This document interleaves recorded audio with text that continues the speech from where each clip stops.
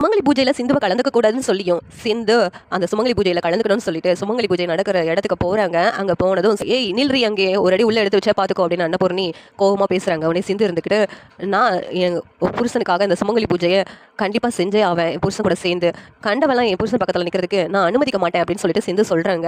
நீ தாண்டி கண்டவ, நீ தான் சிவா பக்கத்தில் நிற்கிறதுக்கு உனக்கு தான் அருகதையே கிடையாது அப்படின்னு சொல்லிட்டு அன்னபூர்ணி சிந்துவை தள்ளி விடுறாங்க. அப்போ ஒரு சாமியார் வர்றாங்க. வந்துட்டு என்ன காரியமாக பண்ணுற, இந்த பொண்ணு உன் வீட்டு மருமகளாக வந்ததுனால தான் உன் பையனோட ஆயுளே கெட்டியாக இருக்குது. உன் பையனோட வாழ்க்கை நல்லா இருக்கணும்னா இந்த பொண்ணு தான் உன் வீட்டு மருமகளாக இருக்கணும்.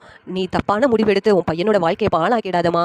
இந்த பொண்ணுனால தான் உன் பையன் வாழ்க்கையே நல்லா இருக்குது. உன் பையனோட கெட்ட நேரம் இந்த பொண்ணு வந்ததுனால தான் விலைக்கு போயிடுச்சு. ஏதோ ஒரு ஆண்டவ போட்ட முடிச்சினால தான் உன் பையனுக்கும் இந்த பொண்ணுக்கும் கல்யாணம் நடந்திருக்கு. இந்த பொண்ணையும் உன் பையனையும் பிரிச்சிடாதமா, பிரித்து தப்பு பண்ணிடாத. இந்த பொண்ணை உன் மருமகளாக ஏற்றுக்கோமா, அந்த பொண்ணை வீட்டை விட்டு அனுப்பிடாத.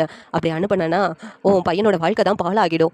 நான் சொல்கிறத கேளு அப்படின்னு சொல்லிட்டு சாமியார் சொல்கிறாங்க. உடனே அன்னபூர்ணி வந்துட்டு என்ன சொல்லன்னு தெரியாமல் ஷாக் ஆகி பார்த்துட்டு இருக்காங்க. உடனே அம்மா புருஷன் எங்கம்மா இருக்காரு அப்படின்னு சொல்லிட்டு சிந்து கிட்ட அந்த சாமியார் கேட்குறாங்க. உடனே சிந்து இருந்துட்டு அங்கே தான் இருக்கிறாரு அப்படின்னு சொல்லிட்டு சிவா டாக்டரே இங்கே வா அப்படின்னு சொல்லிட்டு கூப்பிடுறாங்க. உடனே சிவா பக்கத்துலேயே வந்து நிற்கிறாங்க. உடனே ரெண்டு பேர்த்தையும் ஆசீர்வாதம் பண்ணுறாங்க அந்த சாமியார். நீங்கள் ரெண்டு பேரும் நல்லா இருக்கணும் அப்படின்னு சொல்லிட்டு ஆசீர்வாதம் பண்ணதும் இங்கே அன்னபூர்ணியினால் இதை மறுக்கவே முடியலை.